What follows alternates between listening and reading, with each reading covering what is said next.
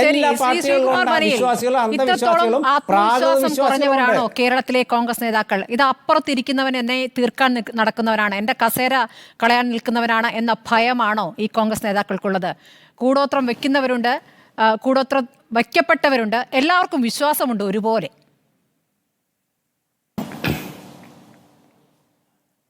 അല്ല സ്മൃതി, എന്നോട് ചോദ്യം എന്താണ്? ചോദ്യമാണ്. ഹലോ, ഇത്രത്തോളം ആത്മവിശ്വാസം കുറഞ്ഞവരാണോ സംസ്ഥാനത്തെ കോൺഗ്രസ് നേതാക്കൾ? ചോദ്യം എന്താ? അതാണ് ചോദ്യം. നേതാക്കൾ അല്ല, ഞാൻ ചോദ്യം കേട്ടു, എനിക്ക് വ്യക്തമായി. അപ്പം ഞാനൊരു മറുപടി പറയാണ്. ഈ കൂടോത്രം എന്നുള്ള സംഗതി ഇന്ത്യയിൽ ഏതെങ്കിലും ക്രിമിനൽ നിയമപ്രകാരം കുറ്റകരമാണോ? ആണോ? ഇന്ത്യയുടെ ഏതെങ്കിലും ക്രിമിനൽ നിയമപ്രകാരം കൂടോത്രം കുറ്റകരമാണോ? താങ്കൾ പറഞ്ഞോളൂ. സ്മൃതിക്കറിയാമോ?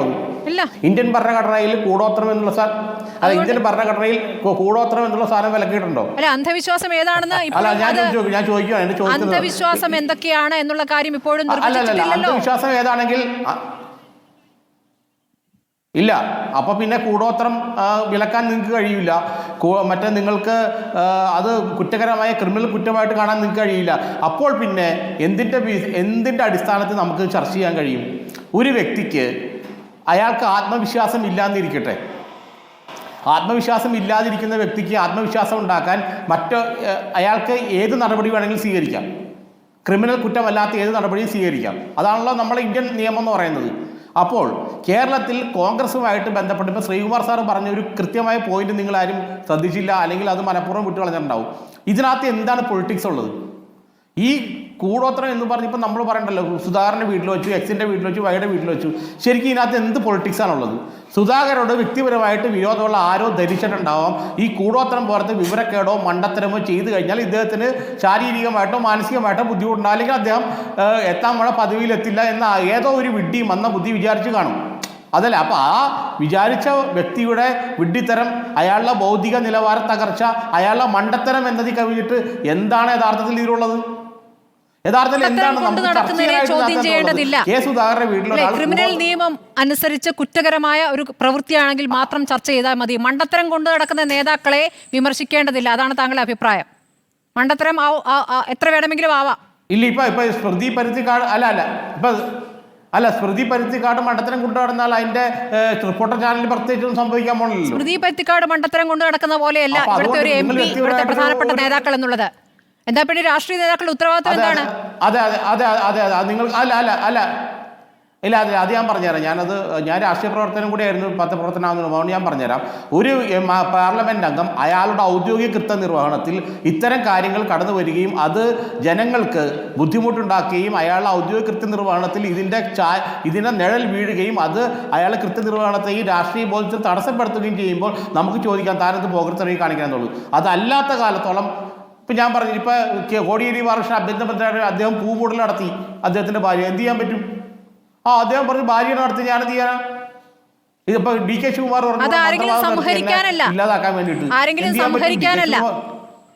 സംഹരിക്കാനല്ല, കൂടോത്രം എന്താണ്? ഒരാളെ നശിപ്പിക്കാൻ, ഒരാളുടെ വളർച്ചയെ തടയാനുള്ള ദുർമന്ത്രവാദം എന്ന രൂപത്തിലാണല്ലോ അതിനെ വ്യാഖ്യാനിക്കുന്നത്, അല്ലേ? ഒരാൾ വളരരുത്, അയാൾക്ക് മുഖ്യമന്ത്രി കസേര ലഭിക്കരുത്.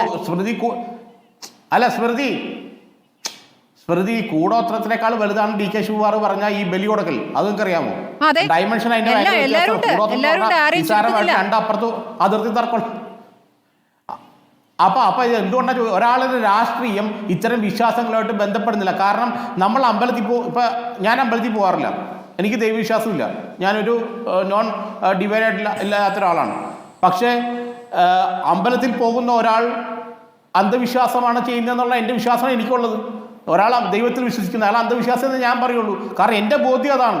പക്ഷെ അയാളുടെ ബോധ്യം അതായിരിക്കണം എന്നില്ല.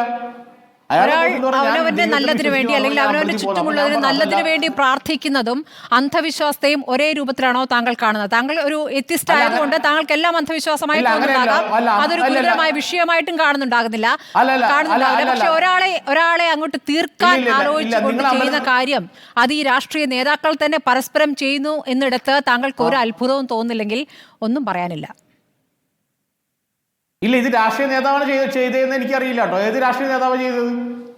സുധാകരന്റെ എതിർപ്പുണ്ടാകുന്ന ഒരു വ്യക്തി രാഷ്ട്രീയ നേതാവ് തന്നെ ആകണമെന്നില്ല. അദ്ദേഹത്തിന് പല കാര്യങ്ങളും എതിർപ്പുള്ള ആൾക്കാരുണ്ട്. ഇതെല്ലാം നമ്മളുടെ ഒരുതരം ഇൻഫറൻസ്, അനുമാനങ്ങളാണ്. അദ്ദേഹം മുഖ്യമന്ത്രി ആകാതിരിക്കാൻ വേണ്ടി ഒരാൾ ചെയ്തു, അദ്ദേഹം KPC പ്രസിഡന്റ്, ഇതെല്ലാം കഴിഞ്ഞിട്ടാണ് അദ്ദേഹം 1.5 ലക്ഷം വോട്ടിന് ജയിച്ചത് കണ്ണൂരിൽ നിന്ന്. ഈ കൂടോത്രം 1 വർഷം മുമ്പാണ് ചെയ്തു എന്നാണല്ലോ പറയപ്പെടുന്നത്. ഈ കൂടോത്രം ചെയ്തതിനു ശേഷം അദ്ദേഹം ഒരു 1.5 ലക്ഷം വോട്ടിന് ഭൂരിപക്ഷം ജയിച്ചത്. അപ്പോൾ കോൺഗ്രസിന്റെ രാഷ്ട്രീയമായിട്ടൊക്കെ ഇതിനകത്ത് എന്ത് ബന്ധം എന്ന് എനിക്ക് മനസ്സിലാകുന്നില്ല. പിന്നെ അബിൻ വർക്കി പറഞ്ഞ കാര്യം വളരെ ശരിയാണ്. കാരണം വെച്ചാൽ ഇതൊന്നും നോക്കി നടക്കേണ്ട സമയമല്ല ഇത്. 2 വർഷത്തിന് ശേഷം ഒരു 1.5 വർഷം ഇനി വരുന്ന ഉപതെരഞ്ഞെടുപ്പുകൾ, അതിനുശേഷം തദ്ദേശ സ്വയംഭരണ സ്ഥാപന തെരഞ്ഞെടുപ്പുകൾ, അതിനുശേഷം നിയമസഭാ തെരഞ്ഞെടുപ്പ്, വളരെ വിധി നിർണായകമായ നിയമസഭാ തെരഞ്ഞെടുപ്പിനെ കോൺഗ്രസ് UDF നേരിടുമ്പോൾ ഈ കൂടോത്രം എന്ന് പറഞ്ഞ മണ്ടത്തരം വിഡിത്തരം പറഞ്ഞു നടക്കുന്ന യൂസ്ലെസ്സുകളെ ഈ പാർട്ടിയിൽ നിന്ന് കളയണം. അത് കറക്റ്റ് സംശയമില്ല. അത് അബിൻ വർക്കി പറഞ്ഞ 100% ശരിയാണ്.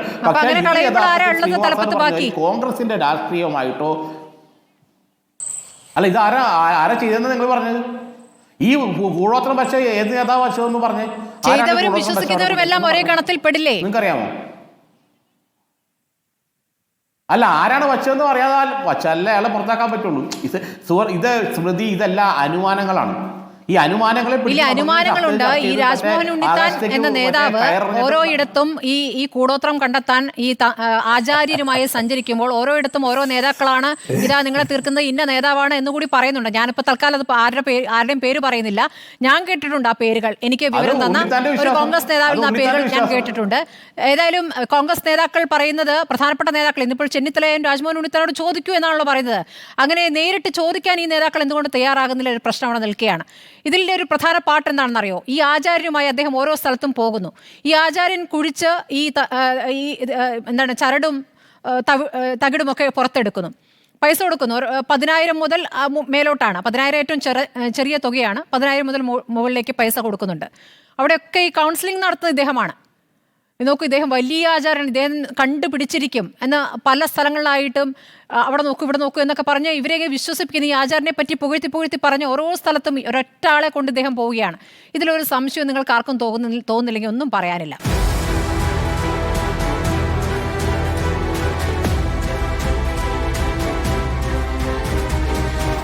ഡിബേറ്റ് വിത്ത് സ്മൃതി പരുത്തിക്കാട്.